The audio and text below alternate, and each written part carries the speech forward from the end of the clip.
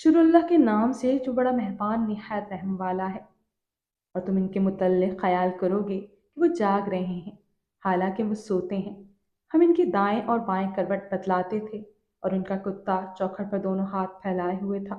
अगर तुम इनको झांक कर देखते तो पीठ फेर कर भाग जाते और इनसे दहशत में आ जाते। और इस तरह हमने इनको उठाया ताकि आपस में एक दूसरे का हाल दरियाफ्त कर सकें। एक कहने वाले ने कहा, तुम यहाँ कितनी मुद्दत रहे हो? इन्होंने कहा कि एक दिन या इससे भी कम। उन्होंने कहा कि जितनी मुद्दत तुम रहे हो, तुम्हारा परवरदिगार ही इसे खूब जानता है। तो अपने में से किसी को ये रुपया देकर शहर भेजो, वो देखें कि नफीस खाना कौन सा है, तो उसमें से कोई खाना ले आए और एहतियात से आए जाए और तुम्हारा हाल किसी को ना बताए। अगर वो तुम पर दस्तरस पा लेंगे तो तुम्हें संसार कर देंगे या फिर अपने मजहब में दाखिल कर लेंगे, और इस वक्त तुम कभी भला नहीं पाओगे।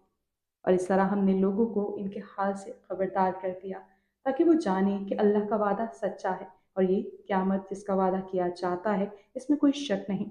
इस वक्त लोग इनके बारे में बाहम झगड़ने लगे और कहने लगे कि इनके गार पर इमारत बना दो। इनका परवरदिगार इनके हाल से खूब वाकिफ है। जो लोग इनके मामले में गलबा रखते थे वो कहने लगे कि हम इनके गार पर मस्जिद बनाएंगे।